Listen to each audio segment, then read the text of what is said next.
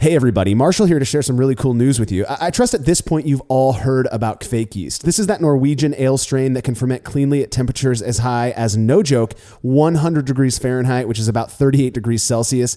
Absolutely crazy stuff. Well, last year, Imperial Yeast dropped A43 Loki, their Kvik strain, as a seasonal release, which meant we all had a pretty small window to get our hands on some. Not anymore. Imperial Yeast recently announced they're making A43 Loki a year-round strain due to popular demand. They're excited about it. I'm super excited about it. I've had some amazing beers fermented with Loki at terrifyingly warm temperatures. It is amazing stuff. Go grab some A43 Loki and see what all the fuss is about for yourself.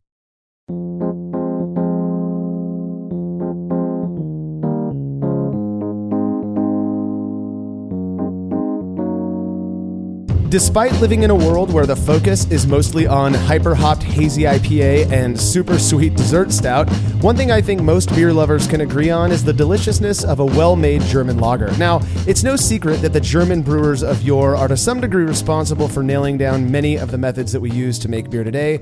I mean, words like Vorlauf and Lauter are still a normal part of the brewing lexicon. This is the Brewlosophy Podcast. I'm your host, Marshall Schott, and contributor Malcolm Fraser is with me today to talk about a German method that some brewers are convinced has a positive impact on beer quality. Yeah, decoction. So a lot of people will say, well, decoction, like a lot of things in brewing, has a lot of passionate fans. Right. Yes. And the conversation right away goes towards, is it tradition and a love of history, or is it meaningful? Does it beget a meaningful result? You know, I don't know if there's a method, a traditional method that I think in those terms more about than when it comes to decoction, whether it is the romanticism of performing this, age-old process, or if it is actually having some sort of an impact. I'm with you on that one. Yeah, and that's the fun, right? If and we'll get more into that later, but basically do what you like, and if it matters, cool. Right. So. Well, but figuring out if it matters was kind of the point of an experiment that you performed that I'm excited to talk about. I feel like I say this often, but decoction is yet another one of those methods that I've never actually done myself. That being said, I've had many beers that were decocted, both commercial and homebrewed versions. And I'll admit that my experience has certainly influenced my own thinking about the method. We're going to be getting into that as well as the results of that experiment I mentioned in this episode. It's going to be a good one. All right, real quick, I just wanted to remind everyone that Hop Harvest is right around the corner. And a few of us are going to be up in Yakima, Washington to join in the festivities. Jake, Brian, and I will be hanging out with our friends from Yakima Valley Hops from September 20th to the 23rd. And we'd love to meet up if you're around. Just hit us up via email or social media and we'll figure something out. Malcolm, unfortunately, you're not going to be making it this year. Miserable, actually. That sucks. That's one of the better times I've had recently. Yeah. Well, last year, but you know what I mean. Yeah, it is a ton of fun. Unfortunately, we won't be making it to the Fresh Hop Party, but for those who like to party, I can't recommend going to this Yakima Valley Hops sponsored event enough. It's actually held at Yakima Valley Hops. It'll be on October 5th this year, and tickets are available now at eventbrite.com. And while everybody is enjoying themselves at the Fresh Hop Party, I'm actually going to be speaking at the 2019 BrewCon in Dublin, Ireland, which is the same exact day as the party, hence I won't be at the Fresh Hop Party. I'm going to be joined by fellow guest Ron Pattinson of Shut Up About Barclay Perkins, as well as Philip Woodnut of Wicklow Hop Company. My wife and I are both very excited to spend some time with our Irish homebrewing friends over there. Tickets for BrewCon are currently available as well at eventbrite.com, and you can learn more about the event at nationalhomebrewclub.ie. Finally, contributor Matt Del Fiacco will be attending the Southeastern Homebrew Minicon, which is also known as the North Carolina Homebrew Fest in Raleigh, North Carolina on Saturday, September 28th, 2019. This will be Matt's second year speaking at this event, which is put on by our sponsors, Atlantic Brew Supply. And I've heard it's a really killer time. You can get your tickets for the bargain price of $10 at atlanticbrewsupply.com. Okie doke, if you appreciate what it is we're doing here and you want to make sure we're able to keep on doing it, please consider becoming a patron of Brewlosophy by visiting patreon.com/Brewlosophy. By making a small monthly pledge, you'll receive rad rewards like access to unpublished contributor recipes, unique discounts at YakimaValleyHops.com, and an invite to a monthly live Q&A session with someone in the brewing world. You've still got time, if you're listening to this the day that it came out, to get in on this month's session with the host of the Late Edition podcast, Caleb Schwecke, who is also one of the dudes who keeps Yakima Valley Hops chugging along. Next month's guest is one of the most prolific hop researchers that I'm aware of, Dr. Tom Shellhammer from Oregon State University's hop breeding program. And past guests have included folks like Vinny Cilurzo, John Palmer, Scott Janish, and many others. All of those past sessions are available on our private Facebook page, so you can go back and check those out whenever you like. Learn more about becoming a patron over at patreon.com/Brewlosophy. And finally, if you wouldn't mind letting us know what you think about this show by leaving a rating and a review in Apple Podcast or wherever it is you listen to podcasts, we'd really appreciate it. The show is available on, I think, all of the platforms that I'm aware of. We're on Spotify. We've got shows available on Stitcher. All of those podcast listening platforms. We should be there. And if you leave us a rating and review, we'd really appreciate it. We do read those and take at least most of them to heart. Feedback is brought to you by Brewers Hardware, who offer brewers beautiful stainless equipment like the turnkey BH15 Pilot brewing system, which has a hard plumb manifold to eliminate all hosing changes during the brew process. Brewers Hardware also has a ton of unique purpose-built products useful to both professionals and homebrewers. Go see for yourself at brewershardware.com, and don't forget to mention Brewlosophy at checkout to receive a free gift. That is brewershardware.com. All right, listener Chris Campbell from Portland, Oregon wrote in with a question about consistently low efficiency that he gets when he's brewing. Chris says, I want to acknowledge that efficiency isn't super important. Amen to that. Consistency is more important, and I don't mind planning for poor efficiency with buying a few extra pounds of grain, but I am a curious person who loves to solve problems, which brings me to my issue. I very consistently see efficiency around 55 to 60%. Hearing other people talk about effortlessly getting in the 70 to 75% range makes my nose bleed because I've analyzed everything. I simply do not understand why I'm taking such a big hit. Chris goes on to say that he uses Portland water, which is noted for being great for brewing. He's properly set up his beersmith profiles. He uses Mecca Grade Estate malt and mashes for 60 minutes, manages his mash pH, boils for 60 minutes, pretty much all of the standard stuff. And yet he just cannot seem to get any better than about 60% brewhouse efficiency in the end. He then says that I cannot for the life of me understand why I'm getting sub 70%. I just want to figure out what's going on here so I can fix it. Once I do that, I can stop caring what my efficiency is and start experimenting more with short and shoddy methods, which sound pretty awesome, but I can't right now because I'll be pulling in 40% efficiency and my kettle isn't big enough to compensate. So if you see anything here that sparks an idea of what could be going wrong, I would be very stoked to hear from you. Well, Chris, I hope this suffices. Malcolm, it sounds to me like he's doing pretty much everything by the book. The only thing that I could think of is potentially in terms of process is how he's treating his mash during the rest, particularly whether or not he's stirring it, which is something that I've found does seem to impact extraction, ultimately. So I don't know. You have any ideas what you might be doing? One of the things I would say is, check the homogeneity of the mash and then your extraction method.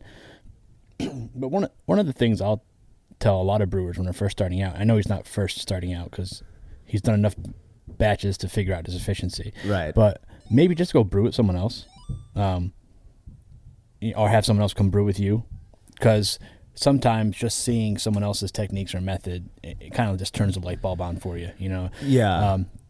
45 to 50, I think we've heard those before when people do like a complete volume mashing and then they don't stir because they're trying to do, like, say, low oxygen. Right.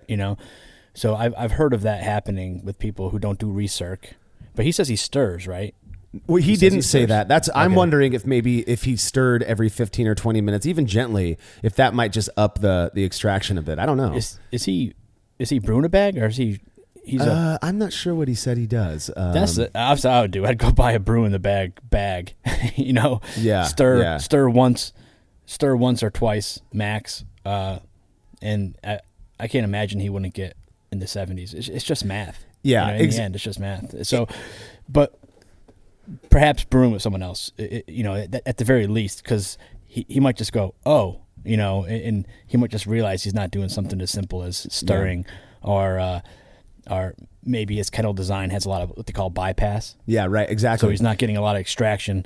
He's not getting equal contact with all the grain throughout the mash tun, which is just a fancy way of rewording the homogeneity of the mash, the entire mash. Yeah. The only other thing that I could think of, I guess, as we're kind of sitting here talking about it, is potentially, he said that he set up all of his beersmith profiles properly, but those losses can be kind of tricky. Are you actually, if you, for example, I believe when I got Beersmith years and years ago, it was preloaded with a, kettle loss of, I don't know, a gallon or a half gallon or whatever. But I came to find out that it's different on my system. So when I tweak all of that stuff, then my ultimate brew house efficiency does seem to be a bit more accurate. But I always like telling people do like a pale ale brew.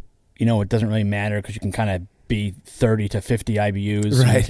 You could be 10 Plato to 20 Plato, and that's exaggeration, but maybe 60 Plato. Yeah. But 15 Plato. But so basically, just brew like a beer. It doesn't really quite matter, a blonde or a pale ale, and then measure your volumes and your gravities along the way. Yeah. And then make those numbers make sense in Beersmith. Exactly. So match Beersmith to what you actually get. Yeah, I couldn't agree more. But ultimately, I think, like Chris pointed out in the beginning, consistency is more important than efficiency. And if you're consistently getting 58 or 62%, then I don't think there's any huge issue with that. I know that we like to chase that higher number sometimes, but I also understand, as kind of being a problem solver myself, that you want to figure out why the hell you're not getting what these other brewers are getting. So hopefully, our response maybe sparked something in your mind and helped you out. So thanks for the question, Chris. If you have show feedback, you can send it to feedback@brewlosophy.com. Leave us a voice message by calling 951-444-0320. You can drop us a note on social media. A few months ago, my family spent a week in Southern California. We've got season passes to Knott's Berry Farm and took the kids down for some, family fun. And on most evenings while we were there, after a day of riding badass roller coasters at Knott's, which I'm telling you, the coasters there are really badass, a lot of fun, we'd head over to this place called the Packing House for dinner. And it just so happens that right across the street from the Packing House is Unsung Brewery. I had never been there. And so at one point, we met up with some family at the Packing House, and my brother-in-law and I went over to Unsung Brewery for a few pre-dinner drinks.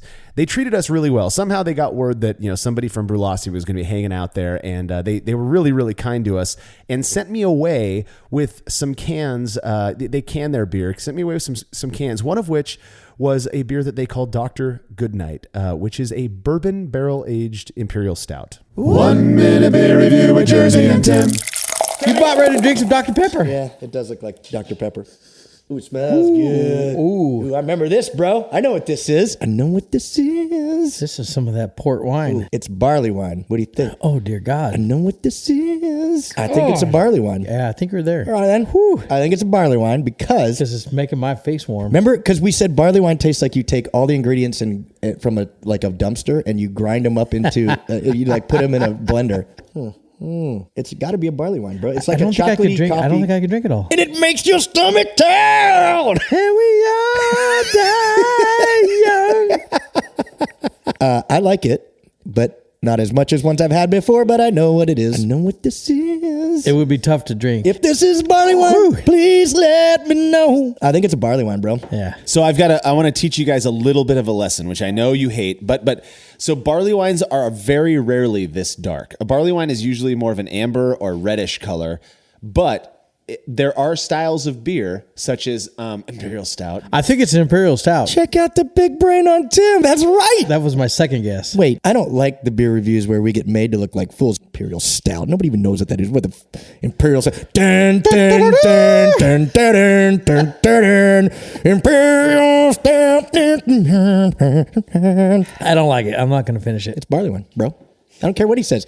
I don't care for his ways. I like it a lot. It's a barley wine. It's not good. I like it. For me, it's not good. Well, you don't like anything except for Kurz. That's not true. I like it a lot. I give it Good. 9 jerseys. I'm going with a 1. So a total of 15. Yet again, these guys seem to be doing pretty good nailing, getting close at least to the styles. I would say that, initially thinking of this as a barley wine put them in the right range. They weren't too far off. And then, they started to kind of toy around with the idea that it was a stout. So good job to Jersey and Tim on that one. I'll tell you what, this beer was surprisingly drinkable for being as high alcohol as it was. If I recall, I think it was upwards of 13 to 14% ABV. Really, really nicely done. I'm not going to be sitting, on the beach chugging these things, but man, well done beer from a really cool brewery.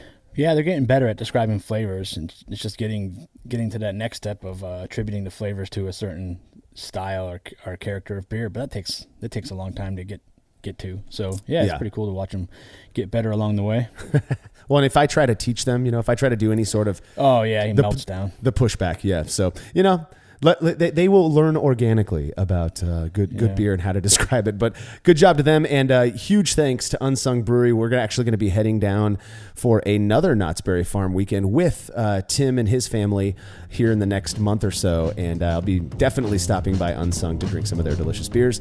If you would like to have any of the beer that you make reviewed by Jersey and Tim on the show, you can email me, marshall@brewlosophy.com, and we'll get you all set up. Decoction is the name of the game when we return from this short break.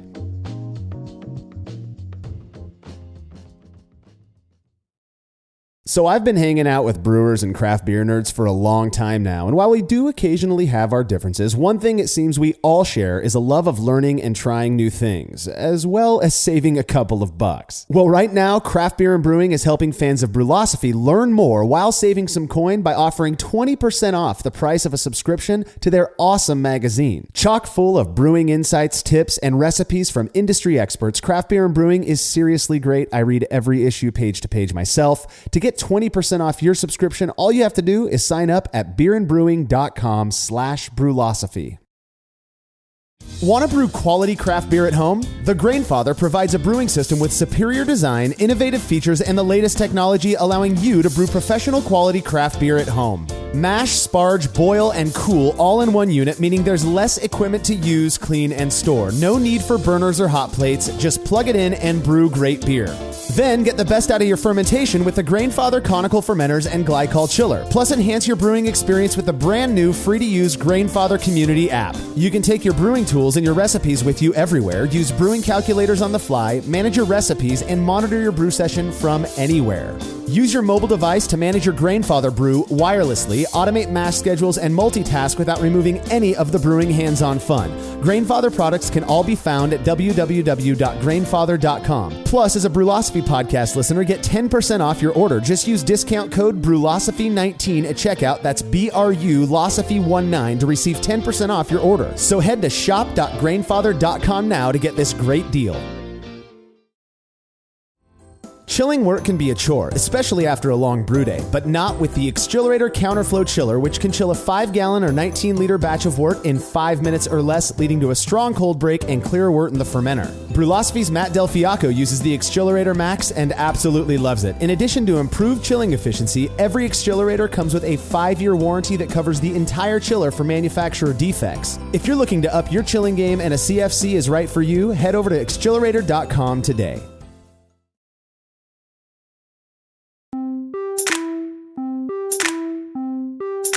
I've often wondered where brewing would be if it weren't for Germany.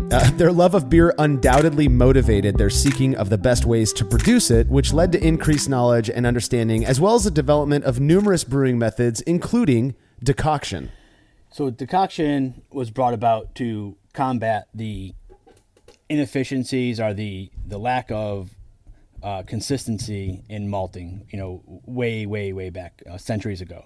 So we take for granted how consistent and how reliable malt is today. If you take a handful of malt in one bag and then go to another bag or silo if you're a large pro brewer, and if it's one type of malt from a malt store like two-row, or pale malt, it's amazing at how uniform it is. Yeah, no kidding. Yeah, in this day and age, that really does speak to the advancement of the malting process. Just how incredibly uniform, and then even between sack consistency, like on the homebrew level. If I run to the homebrew store and pick up a sack of whatever maltster, Environment Pils malt, and then 2 years later I buy another one.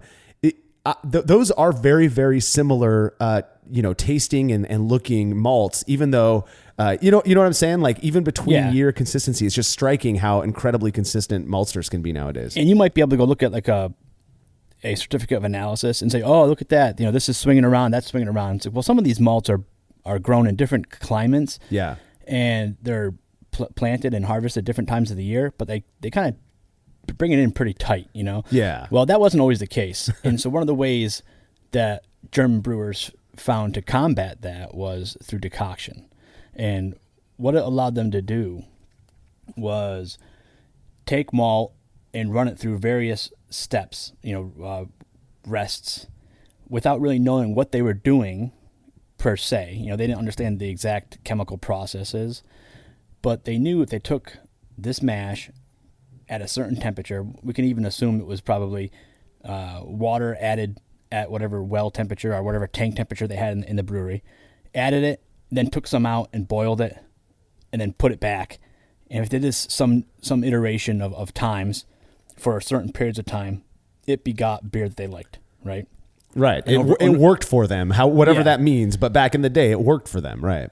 Yeah, and they kept doing this and refining it until they realized, I can do it 4 times or 5 times or 3 times, whatever. Yeah. And then, modern, we have what's almost standard, what became standard was the triple decoction, and then the various other versions of modified decoctions. But the purpose of it was to walk your mash and thus your malted barley through these steps.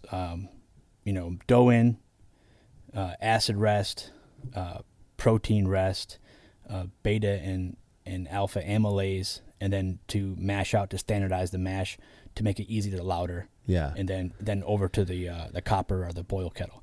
So what happened was as malt became more standardized and more modern and more refined, some people thought, well, is this worth it? Because it's time intensive and it's energy intensive. So more and more breweries, even over in Germany, abandoned the process. And there's still a lot in southern Bavaria that supposedly use it, especially artisanals. And then there's some that use it for like special beers, Dunkels and Bocks, etc. Right. And first off, taking a huge step back and then and just looking at the fact that these brewers were in this discovery process and over, I have to imagine, hundreds of years, kind of learned that if you do this stuff with grain and without knowing the science behind it, without understanding the chemistry that goes into it, and it ultimately, to me, the way I look at it is that if it weren't for that discovery process, who knows where we'd be in brewing today. So that's just mind blowing to me on its own. But then it makes sense to me that brewers, they're looking at it, and this is sort of the way my brain thinks about it even today. I'll admit this.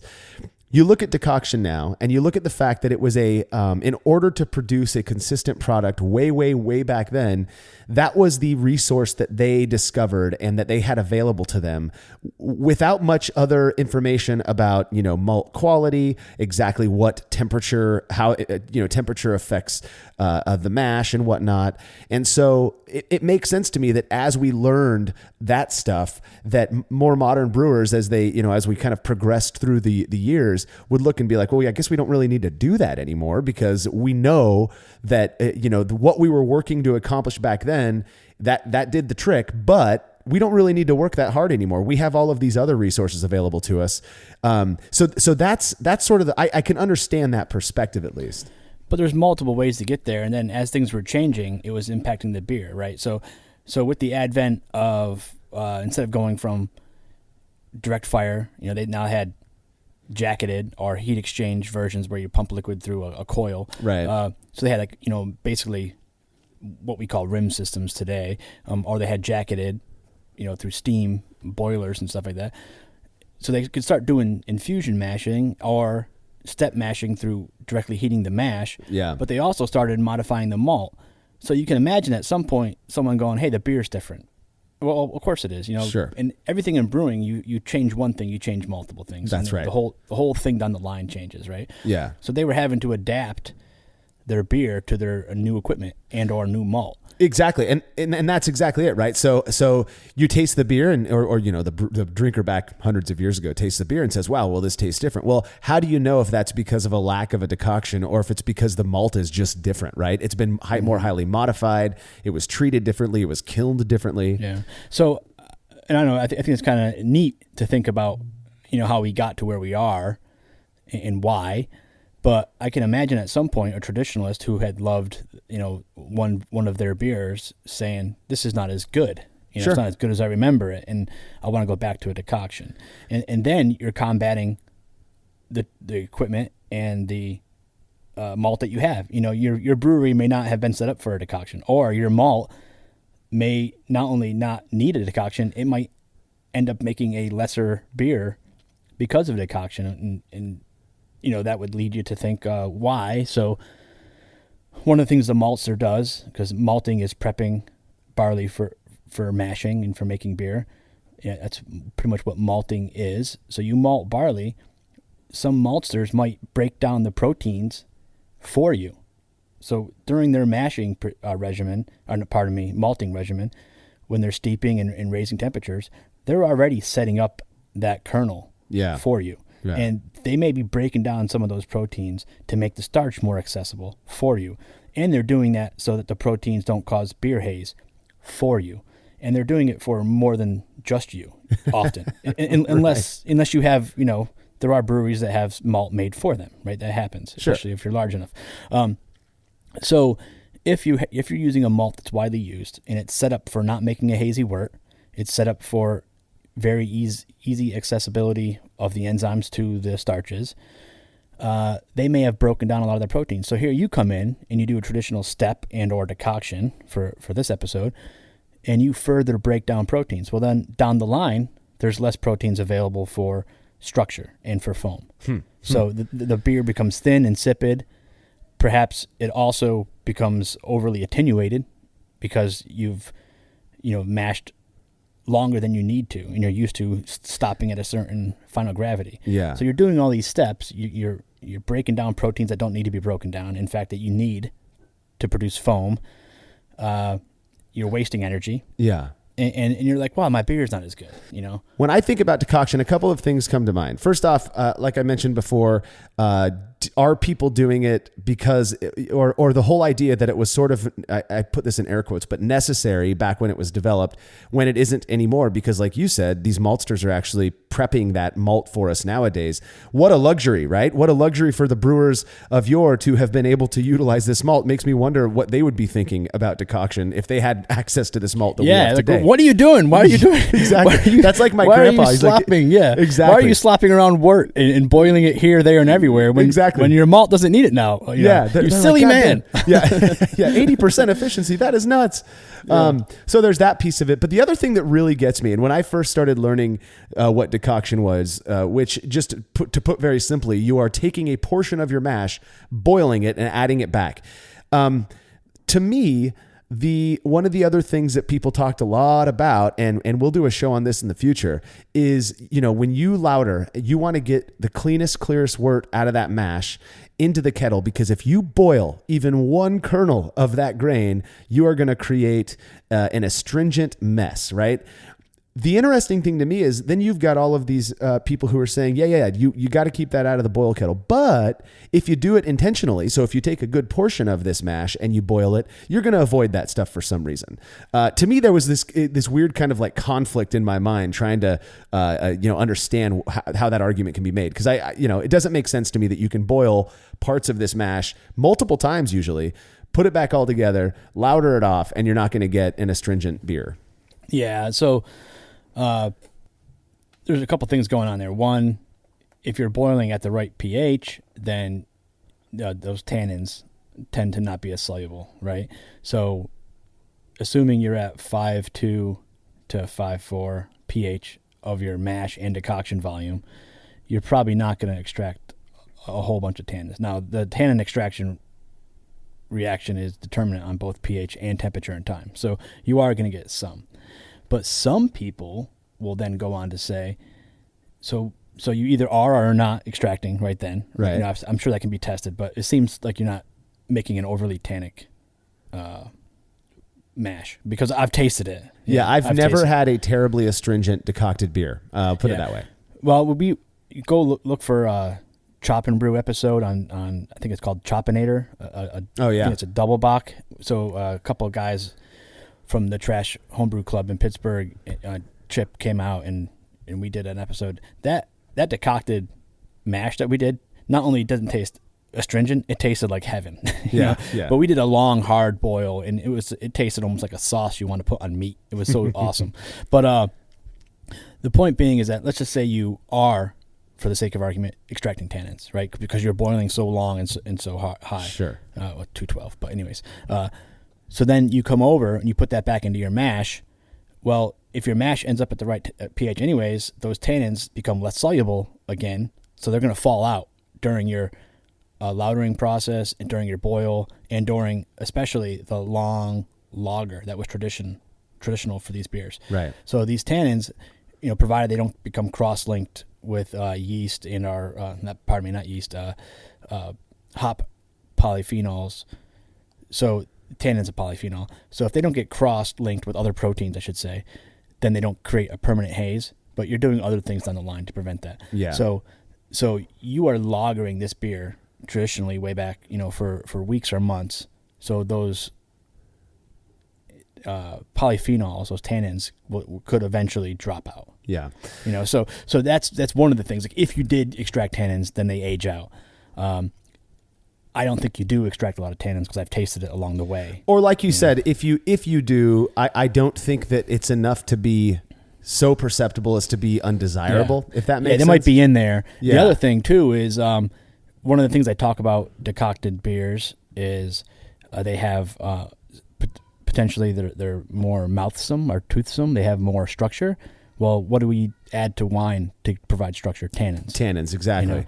And most of the beers that were decocted, I mean, all beers at one point were decocted, but even today, it's usually Doppelbocks and Bocks, Lenten beers.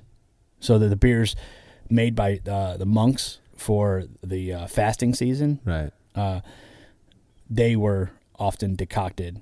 And a little funny sidebar here is that some people believe, because when you decoct, when you pull off that portion of wort or mash, now you're supposed to pull over a thick portion, right? You leave most of the liquid behind, and that means most of the enzymes are in that liquid. So you really just pull off a soggy grain portion, but then you are running that through steps, and then you're boiling it. You're like, oh, you're killing your enzymes, right? And you put it back.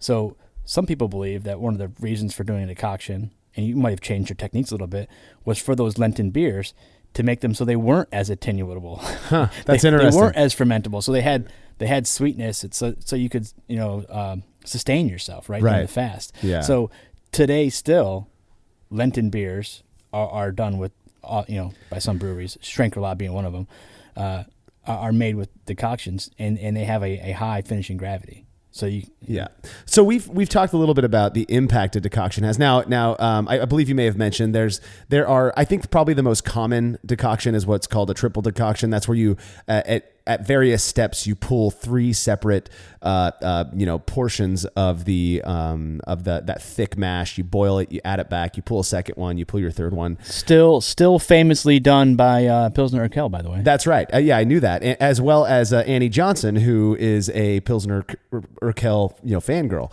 as we all are. Yeah, and Annie Johnson makes probably one of the best pilsners I've ever had. So.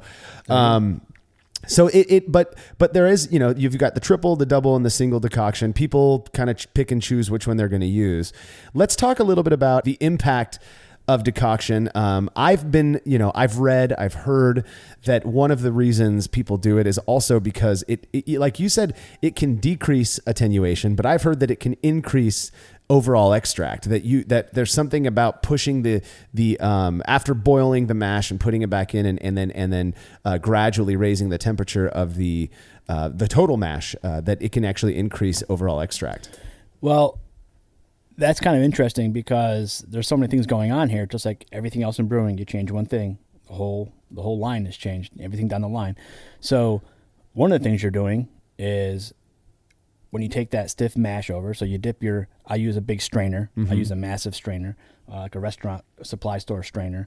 I pull off about a third, and we can go over an equation later or get more accurate with volumes. But I pull off about a third of stiff mash and put it in a pot, and I raise it slowly, about 2 degrees Fahrenheit, 1 degree Celsius per minute, and I raise it up, and then I boil it hard. Well, when you boil it hard, when you're raising it up, you're going through multiple steps, right? Right. So right there, you have more enzyme action, and you're activating different enzymes through the course of the decoction being raised in temperature. But then when you boil it, you're aggressively exploding starch molecules. So you're making them more accessible. You're basically doing a cereal mash, right? So you're taking these starches, you're heating them, they're taking in water, and they're bursting. and they're making themselves more accessible to the enzyme-rich main mash, which is still in the other pot, Right. at its original temperature before you change it. So before you take this little bit of stiff mash out, you put it in another vessel, you raise it up in temperature and boil it. The other mash is sitting there at its original temperature, Yeah. Yeah. depending on which step of the decoction you're at. Doing its Then- thing for that period of time, right? Whatever temperature it's at. Yeah, then you add the decoction back, which raises the temperature of the decoction, but also now the enzymes that are hopefully not denatured, that are still existing in the main mash, have access to those exploded starch molecules. Right. Right. The other thing that's happening, though, is when you were boiling, you were driving off water. So it's concentrating the work. That's you know? right. So all things equal, any decoction experiment, you need to adjust for, or at least consider, the effect of concentration of wort, and or if you want to make it back, you dilute it. You dilute it back, Exactly. And that brings me kind of to the other thing that I hear about, and I think is pretty commonly talked about when it comes to decoction, is that you can tell, and I'm kind of, you can tell that it has an impact, because if you compare a decocted beer, let's say a beer that went through a triple decoction, to the same beer that went through a single infusion, everything else being left alone, the decocted beer is usually a little bit darker and may have a little bit more malt character to it.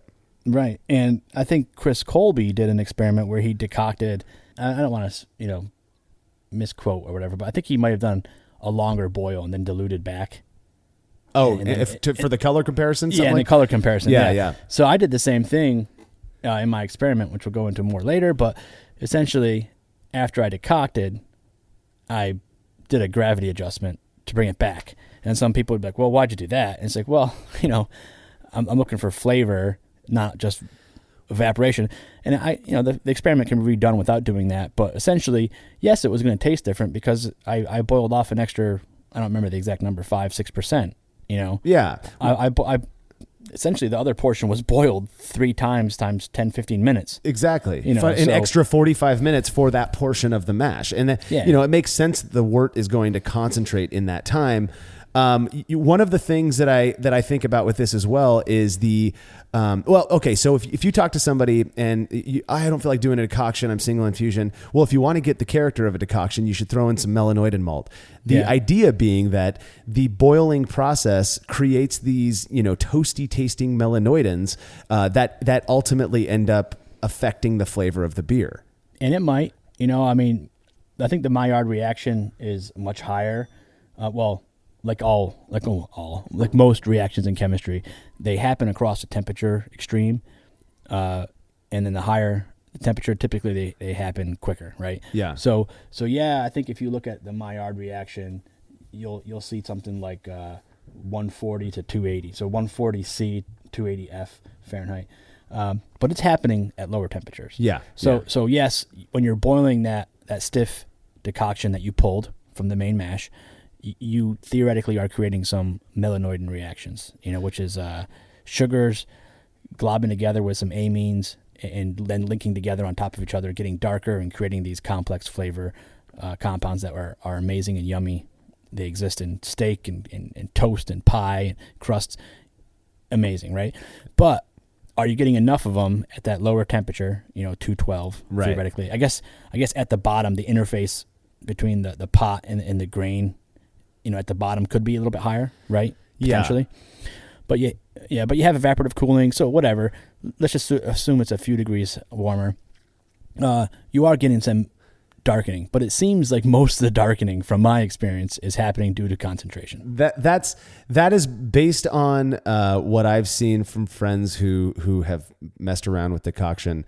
That's also my experience as well. And even if you don't, add water back, the color is not that much different in my experience. It's not like it's getting, taking a pale beer and turning it red or anything like that. Yeah. If it's different, it really does seem to me like maybe something you could accomplish if you just used, an extra pound of malt or something like that. That's possible. And this will be a show of contradictions, because I'll say one thing and then say another. Right. Go watch that Choppelbach Chop and Brew episode. Yeah. It's a great episode. I'm telling you, I took a spoonful of one of them, of the decocted portion, and a spoonful of the main mash. it looked like completely two different mashes. Oh, yeah, You know? yeah. Now, it's hard to believe that was purely Concentration. from concentration. Yeah. Yeah. And but we, unlike some decoctions, and this could be one of the variable to increase the potential for effect, is we boiled hard and long. Yeah. You know, we really tried to went after it. And, Right. and that's one of the things I think that can matter. And it does seem that potentially, counterintuitively, that these Doppelbocks and Bocks react well to a decoction. Yeah. Now you'd think like, a lighter beer would pick up color more perceptively because you started lighter, you know? Yeah. But for whatever reason, it just seems like when I've done it with a Bock and a Doppelbock, it just really seems to really increase that rich, almost like Munich extreme flavor. It's like Munich times 3, you know? It just really comes out. Because I decoct the Hefeweizens all the time, and I don't always see a difference, you know? Yeah, I just do it kind of matter of course. Right. Well, so the outside of the purported perceptible differences that a decoction can cause, the other big area, and again, I've not done a decoction, so I can't speak from experience on this, but it does extend the brew day a bit. If you're pulling a portion of the mash during your typical, 1 hour mash step, you're boiling it, you're adding it back in. I guess I could see how you're kind of doing it alongside what your typical process. Just because you have done multiple decoctions, about how much longer is your brew day when you're brewing with a decoction? Well, I usually do the hook cores are it's HOC. Oh yeah, Hochhertz or yeah. Hook cores, Yeah. So pardon my German. So I usually do that once, and that's literally high and short. That's what it's for. But if you do like a traditional 3-step decoction, triple decoction, so you mash in at one temperature, then you do 3 decoctions afterwards. Yeah. I mean, that could be 3-4 hours. You know, no lie. You know, so 3-4 hours of your mash, then add your lauter and your boil time and your cooling time. Yeah. So you're talking like a 7-8 hour brew day. Yeah. More. There are 7-8. Yeah, more like 9-10 hour brew day. Jesus, dude. Yeah, that's a long time. Well, so before we head to our break real quick, I thought maybe we'd go over just really simple approaches to doing a decoction using the kind of the 3 more common, I guess, home brewing methods: fly sparge, batch sparge, and brew in a bag. It seems to me like the folks that I know who are decocting are all doing full volume mashes, but they're taking portions of that full volume mash and then decocting that, putting it back to raise the entire mash. If you're doing like a standard fly sparge or batch sparge setup where you've got your mash and then you've got your sparge, do you just basically do the same thing, and then once you're done with all of that, you sparge like usual? Well, yeah, but you tend to do a thinner mash. So the Germans tend to do a 3-to-1. We're talking mass 3-to-1 liquor to grist type of thing. Liquor to grist. So it would be like 3 kilograms to 1 liter. Yeah. Right. And then for home brewers, it's typically like 1.5 quarts per pound of grain, quarts of water and that ends up being 3-to-1, by the way. Yeah. Go do the math. 4 quarts to a gallon, 8 pounds. Whatever. So it's about 3-to-1. 1.5 quarts per gallon is 3-to-1. So you want to be there or higher. So shoot for like 1.75 quarts per gallon. So no, quarts. Yeah, quarts per pound. Sorry, or 3.5 liters per kilogram. I think I had it backwards before. Yeah. So you want to go thinner, and that's because you're going to be pulling this stiff portion off, and you want to leave a good amount of those enzymes back in the main mash, and then because you are also boiling some off during the decoction. Right. And it in a big brewery, they were pumping it around, so it had to be thinner.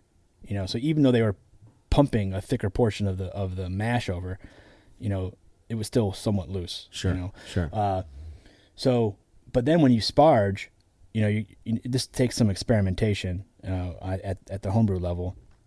You kind of look at it, what you got, and you're sparging, and you only sparge to what you need to reach your volume and gravity. Right. So the sloppy, fast and loose method is, take your volume of mash, for your first step. So you take your volume of mash, and there's a calculation for that. It's just like the mass of your grains multiplied by the ratio. So that's your 1.5 or 1.75 to 1, and that's your mass of your mash, your grains to your liquor. So you take your ratio of your mash, and then you add that to either 0.32 or 0.38, depending on whose equation you use. I used I think John Palmer's from How to Brew, which is like 0.32.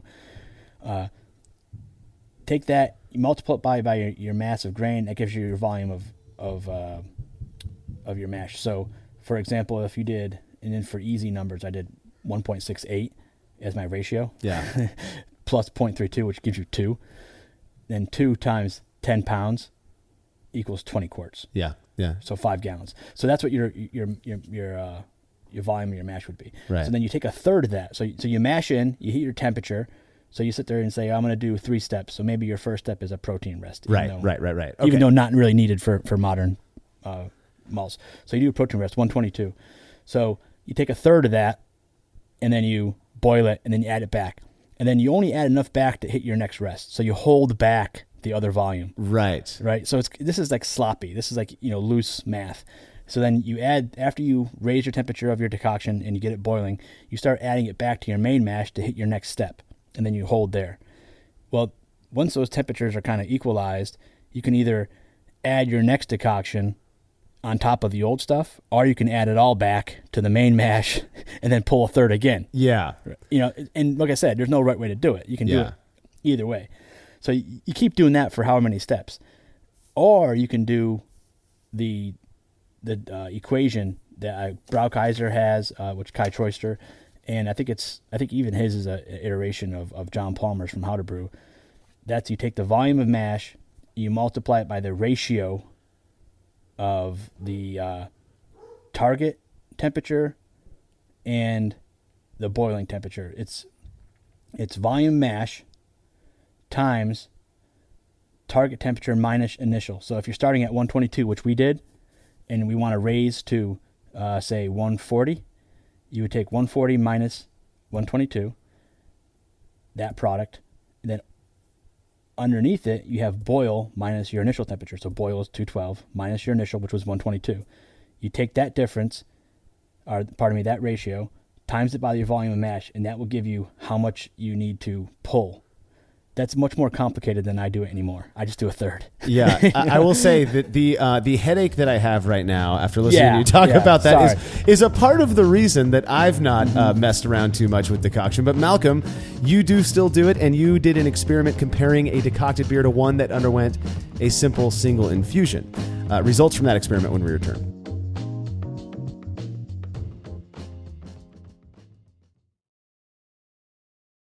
When dumping wort-soaked grain and leftover low-gravity wort while cleaning up after a brew day, did you ever wonder what your true efficiency would be if that wort made its way to the kettle instead?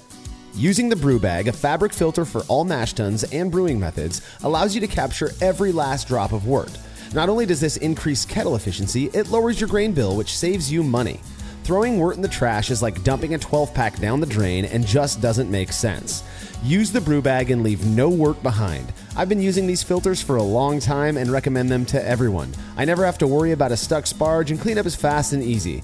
Go grab yourself a brew bag fabric filter at brewinabag.com and be sure to use code TBP17 at checkout to get a discount on your order.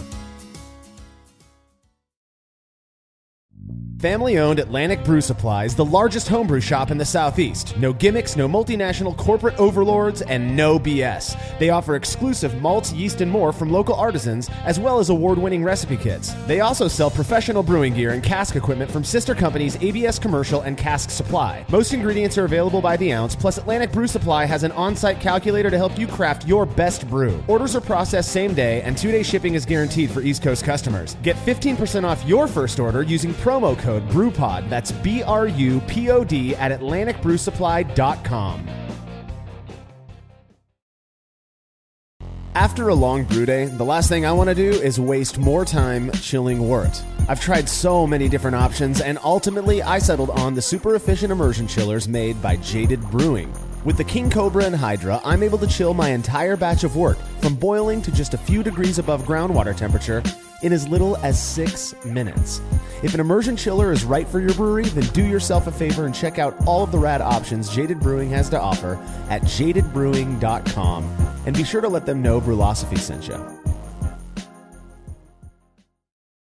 As every brewer knows, the best beer requires the best hops, which Yakima Valley Hops provides fresh from the source to brewers around the world, carrying everything from classics like Cascade to modern favorites like Galaxy and Mosaic, as well as other ingredients and gear. Yakima Valley Hops has it all. And don't forget to check out their new podcast, The Late Edition, where the YVH crew goes into depth on our favorite plant with industry experts. Head over to YakimaValleyHops.com now to see all they have to offer and subscribe to The Late Edition wherever it is you listen to podcasts.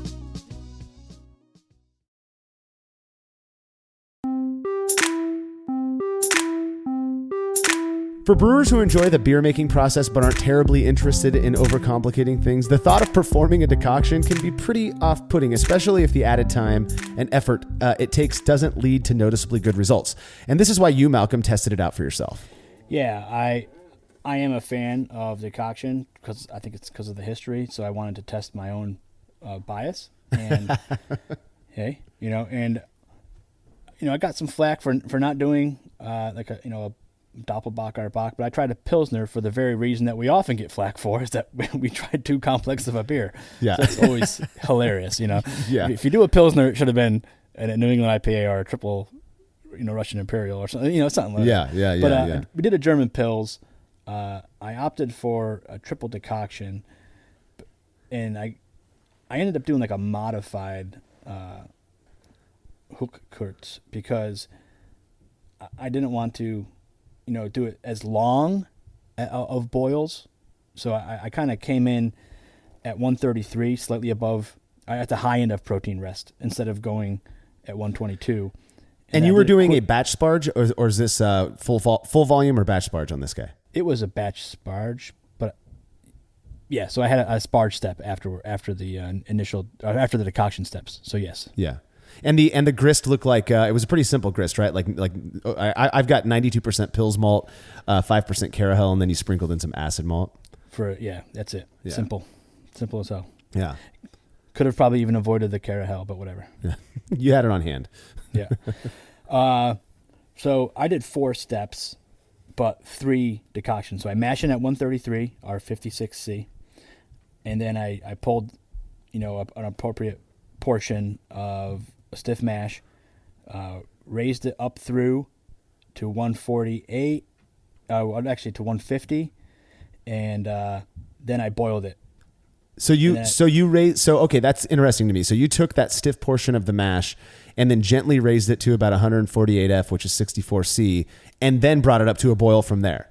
Yeah, it just basically kissed 148 and then, 5-10 minutes, then onto the boil. Okay. Right.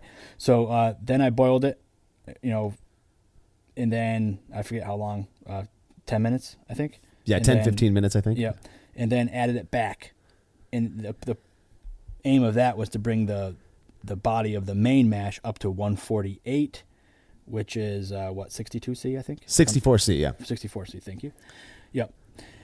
Then I took another stiff, so I, stirred it, homogenized it, and then I came up with another stiff portion of mash, brought it over to my other kettle, and now I'm boiling it. Because at this point, I've been in the kettle for however long it took to raise the temperature and boil. So I'm already in there for like 30 minutes, 40 minutes. So then I took another stiff portion of the mash, brought it over to my other pot, and raised it up to boil it for another 10 to 15 minutes.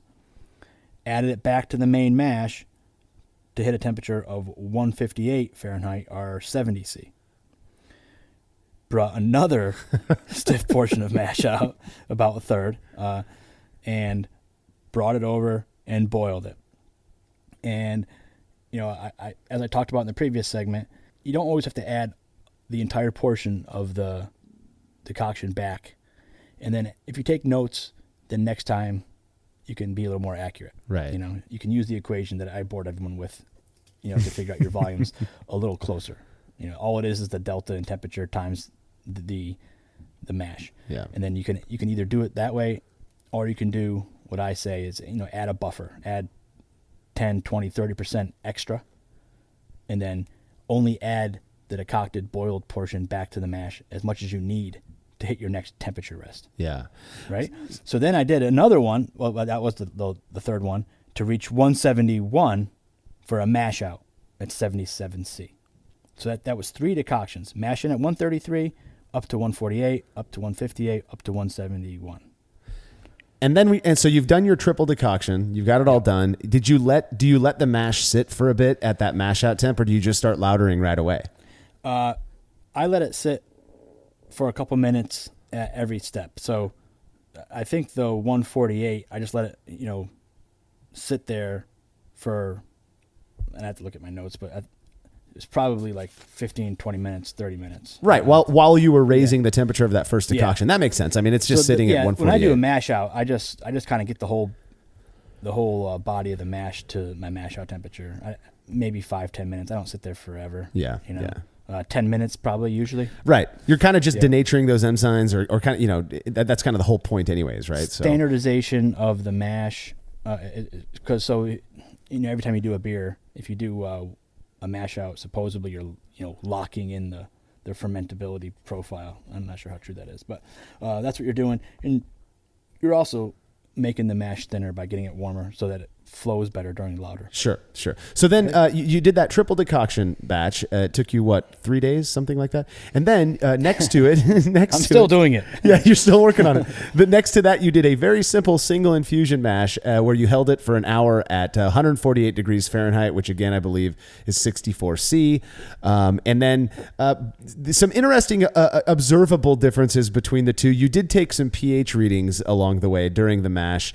And found, I thought this was kind of interesting, that the decocted mash had a pH of about 5.15, whereas the single infusion was closer to that, 5.2, 5.23. What might be responsible for that? I don't think that's a huge difference, but it is different, and I think that's interesting. Well, I didn't do a phytic acid rest, and those are slow acting anyways. So not that probably. It's probably concentration of organic acids due to evaporation. That's guess. Interesting. Yeah. That's my guess. Yeah. But who knows? If I were to have diluted that, with some mash water of the same profile, it probably would have come back up, right? Possibly. Yeah. Because it would, because it hadn't reacted with the mash, and it would be harder. So that definitely would have come up. Yeah. Yeah. Interesting. But yeah, that was one of the observations. The other observation was that it was slightly darker. Very, very slightly. I mean, I'm looking at the picture now, and it's very difficult to tell the difference between those two beers. But it had a slightly darker, slightly deeper golden hue. But that's a good way to put it. Yeah, slightly more gold, as not, but interesting nonetheless. And the question then becomes, will that carry over into the finished beer? So you then collected the wort from each batch in separate kettles, and noticing that the decoction batch had slightly less volume, this is where you made up for that. And I wonder if it would have, if you had taken a color comparison photo after adding water back to the decocted wort, if they would have looked more similar, or if that difference in color would have remained.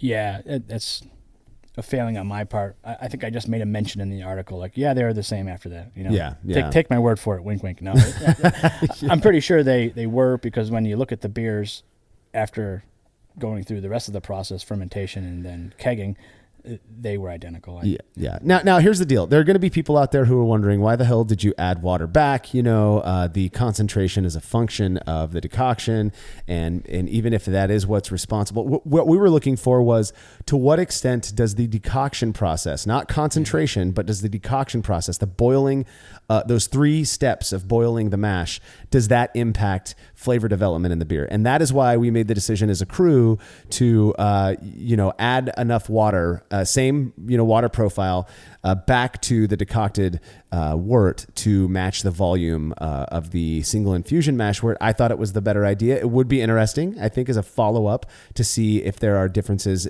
perceptible differences in one that's not readjusted with water. But that's for another show. Both batches, you did boil both batches for 70 minutes and added all the hops that are in the recipe, which you can find on the website.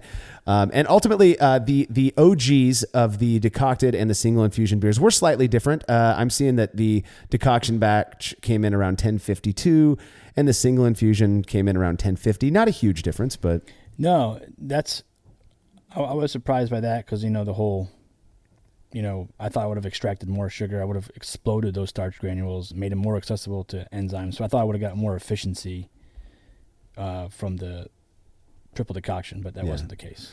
Well, and just to clarify, you added the water once you racked the wort to the kettles before you were boiling, not after the boil, right? Right. I did it during the sparge. Basically, Okay, yeah. I said I have this much less, and I attributed it to, rightly or wrongly, I attributed it to the fact that I pulled 3 decoctions and boiled each one for 10 minutes. So it was basically a volume correction. Now, at that point, if the colors were different, I wasn't going to adjust it further. Right. I just wanted to bring the volumes Exactly. back. So basically saying, I'm putting back the water I boiled off. Right. And I think that was the smartest move.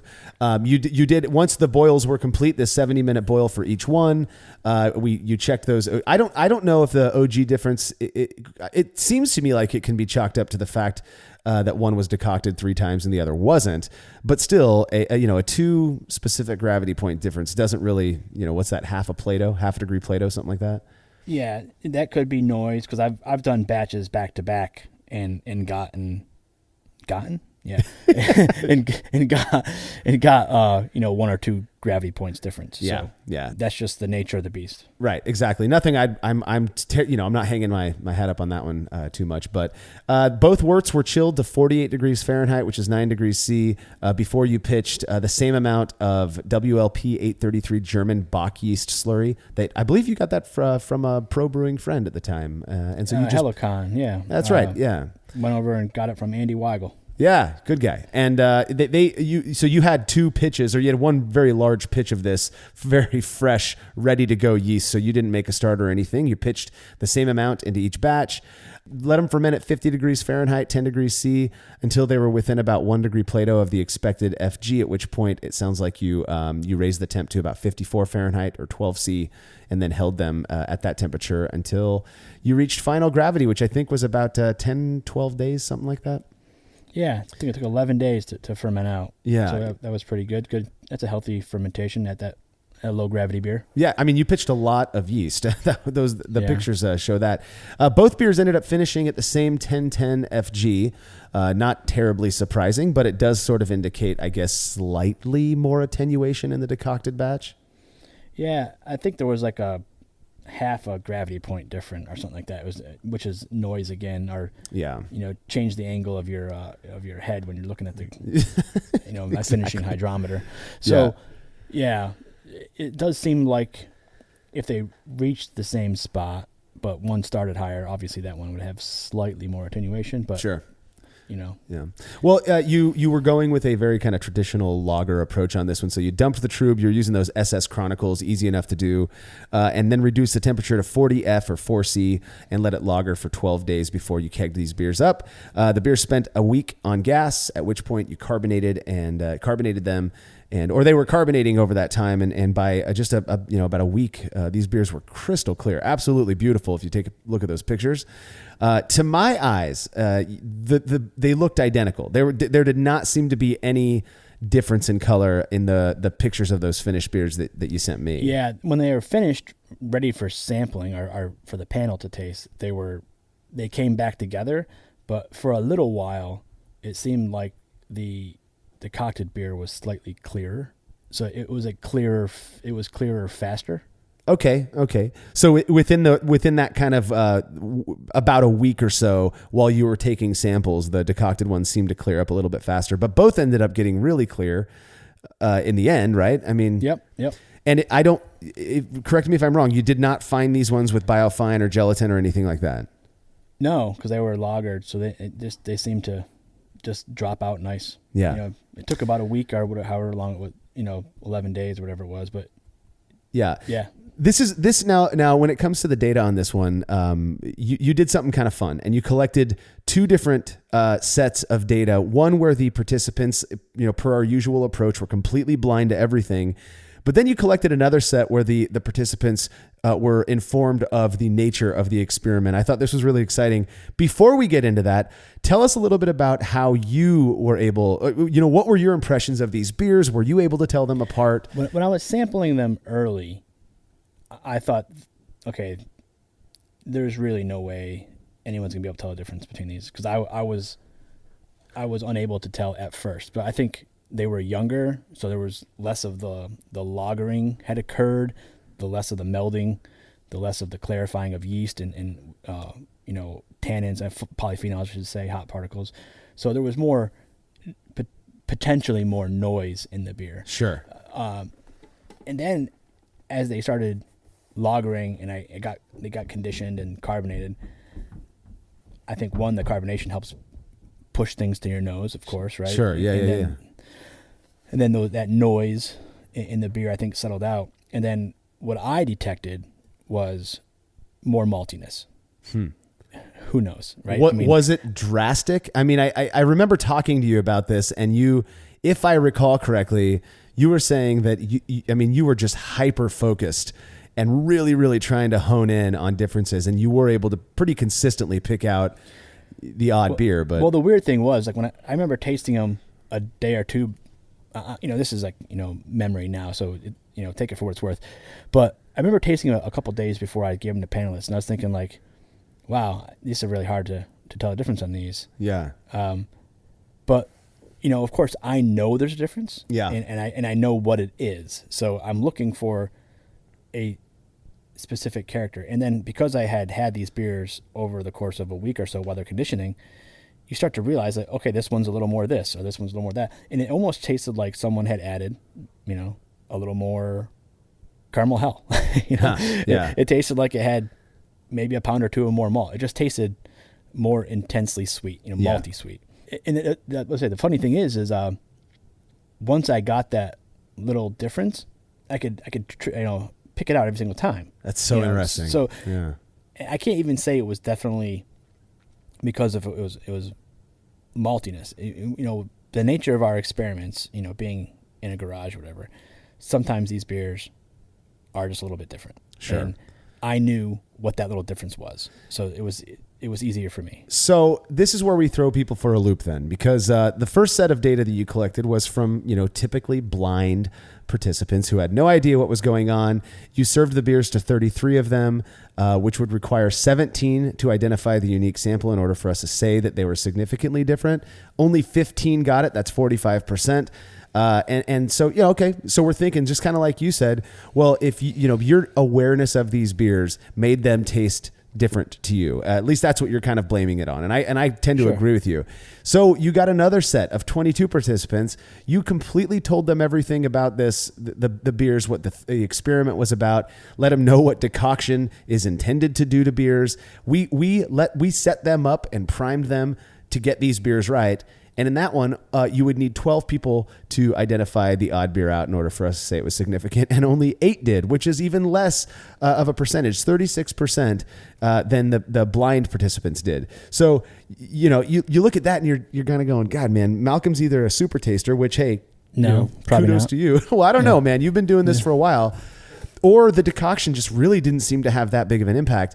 I went ahead and combined all of those. That's shoddy science, but what the hell? Bad science. I know. When combined, 55 total participants, both blind and sighted, expected to get it right in order for us to say it was significant would be 25, and only 23 did. That's about 42%. So just altogether, the indication based on the data that we're getting is that decoction just didn't seem to have that big of a perceptible impact. It doesn't mean it didn't have any. I don't want people to misinterpret what we're saying here, but it also seems to suggest that you could probably get away with making beers that maybe would have been traditionally decocted, and they'd still taste pretty good. And from personal experience, I can say that that's wholly possible. So interesting about the second group is, so when I do my panels, when I was doing them in Pittsburgh, I'd either go to a homebrew club meeting or sometimes at a brewery, right? And take data there. So when you're doing it at a brewery, a couple of the brewers and staff members at the brewery would participate, but you also get some customers, right? And they may not be I mean, they're humans, so they should be able to tell a difference, right? And that's all the instruction I would give them, is just pick out which one's different, you know. Yeah. But so it's a mix up of a group. You have some casual beer drinkers, some beer enthusiasts, and then you have some professionals. And then obviously, in a homebrew community like Pittsburgh, homebrewers from different clubs would come out and support me too. Yeah. So it's about a third, third homebrewers, third pros, third casuals, whatever. Right. So the second group of 22 people, they were all homebrewers. Yeah. And they were all pretty good. I mean, they were some of the better homebrewers and judges. So I expected, like, yeah, guys, I'm putting in my ringers, and then I told them what the variable was. Exactly. Like, hey, it's decoction. Go find it. Oh man, it's just it really is the fact, because I remember I believe this was the one where you did a FaceTime call with the Brewlosophy crew. Just to prove that you could get this right when you were doing your triangle test, because none of us bought it. That's right. I was doing this shufle, and I was showing you the bottom of the cup so you could see it, and then I would do the shell game, and then I was like, boom. Yeah, we're like, shit, you got it right again. This Boom. is nuts. I did 5 in a row. Yeah. I think it's fascinating, fascinating results. And I look forward to, somebody, maybe you, Malcolm, doing some more decoction experiments. We got a whole bunch of reader comments. We are running short on time, so I'm going to go through these right now. First one comes from Dekine. This is one of the experiments. He says, this is one of the experiments where I'm in no way surprised at the result. I did decoction for a bit myself, and I couldn't see any differences, so I stopped. Yeah, maybe. Yeah, I don't know. Yeah, I know. I wonder if the same exact experiment, if I were to just boil longer and harder for each decoction step, I could have coaxed out a result. I wonder too. Who knows? Who knows? Alex Schwartz says, I've done decoction a couple of times in the past, and while I did perceive a certain, quote, something, it was such a small background note that I just decided it wasn't worth the extra time. That time could be better spent drinking a beer or making a second beer. Neat to see this experiment, though. I think my biggest takeaway is, at the end of the day, make the beer you like the way you like it. Yeah. That becomes one of those business decisions, but not business. It's a cost benefit analysis. Exactly. It's only slightly more yummy, but damn, this took all day. Exactly. So it depends what you're in the hobby for. If you want to make, that little small difference to get there takes extra 3 hours, then some people say, yes, please. Yeah, exactly. And and more power to you if that's what you want to do. I can't stand when people misinterpret our intent as trying to talk them out of doing something they enjoy doing. I can give a shit how people brew. That last portion of this article is a big disclaimer. It's well, this and with that. And you're like, what are you doing? All right. Next comment comes from Kevin, who says, I like your thinking about how the concentrated wort might have an effect on overall character.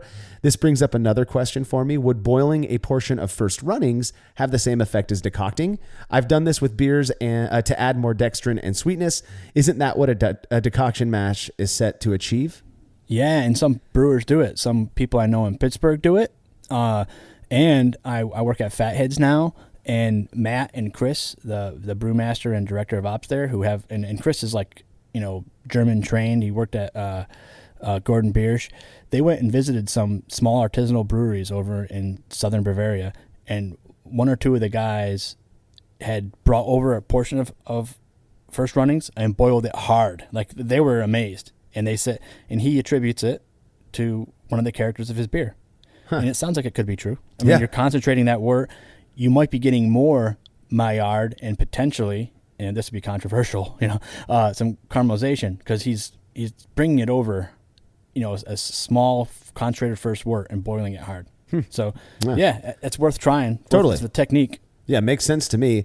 Next comment comes from, I'm going to butcher this, Jürgen de Ferney, who says, given the Maillard reactions only start to take place from 280 F, which is 140 C, how hard would your decoction need to boil to form them? Also, since the color of both beers is the same, this gives additional weight to the fact decoction doesn't really add much, or any for that matter, color to the wort. Yeah, I think we kind of covered that with the Maillard reactions are happening at a slower rate, not as intensely at the lower temperatures. Right. So he could be right. Yeah, I wonder if I do the same experiment, just boil harder, boil longer. Yeah, I mean, there was a write up I think on More Beer where a guy did it with a pressure cooker. Oh, I've heard about that as well too, because yeah. you can really get the temperature way higher than 212. Sure. And yeah, so I think it's a good thought. I'm one of the kind of theories that I've heard about the Maillard reaction and in boil kettles is that it really, if it happens, it's happening incredibly slowly and just at the point where that wort meets the kettle. It's the not interface. Exactly. And it's one of the things that I've heard kind of against electric brewing is that you don't have that direct flame underneath that's kind of superheating that small spot, that small area on the kettle. On the other end for commercial brewers, what I've heard is that, those who are using kind of domed bottom copper kettles, that that very middle point of the bottom of the copper kettle, which is very conductive, copper, gets so hot that it could, much more so than a stainless steel homebrewing kettle, could get much more superheated and actually create more of those Maillards. I don't know how true that is. That was just something somebody else brought up. So well, I've seen criticism on electric coils. Depends on which ones you have, and the power density. Depending on the length of the coil, whatever, is some people were saying they were getting scorching at portions of their coil because it is, even with the low heat density ones, which means it has a lower heat per unit of length of the coil. Yeah. You can get some like micro scorching, and that could be beneficial or it could be detrimental. Yeah, it depends on what you're looking for, I guess. But yeah, it's interesting. So our final comment comes from Matt King. He says, I'm curious if boiling the decoction longer results in more significant differences. I just made a dunkel using 100% Munich malt and only decoction induced Maillard reactions for color. I boiled each decoction for 30 minutes prior to adding them back to the mash. I also think that slight astringency from boiling the grain creates a, quote, crispness that's hard to achieve otherwise. Could be. I think we covered the tannin potential. I used the analogy of the wine in structure, but I also do think if you all else equal and you have good brewing techniques, that most of those tannins are gonna lager out, except for if they cross-link with proteins and become permanent chill haze. Yeah. I'm not one to tell people that their experience is wrong, though I'm a big believer in the fact that we often perceive what it is we're expecting, particularly when the investment that we've put into something, it's cognitive dissonance. And that's just kind of how we work. But maybe there is some sort of a crispness that you get from decocting longer. Yeah. But yeah, it's a good comment. Well, dude, that brings us to the end of this episode. Any last words on decoction before we depart? If it makes you happy, do it. Amen, man. Apply that to life in general. Hey, and you know what? While I may not have plans to start decocting my lagers, I'm all for people doing what they enjoy, exactly like you say. So carry on, decoctors, and don't forget to head over to brulosophy.com to read up on the experiment discussed in this episode, as well as everything else we're up to. The Brulosophy podcast is made possible by the generous support of our sponsors as well as all of our rad listeners. We seriously could not do this without you. Cheers to everyone who has subscribed and left a review of our show. It makes a huge difference. If you haven't yet, please consider doing so. Head over to brulosophy.com/support to view a list of ways you can easily help us to continue producing this podcast. If you want a reward for your support, visit patreon.com/brulosophy. Thanks again for listening. We'll be back next week with another episode of the Brulosophy podcast. Until then, think beer. Start off the morning with some hot tea, lemon and honey, cause it suits my throat. Put some herb in the bowl, yeah, it's homegrown. Ain't gotta go through the middleman.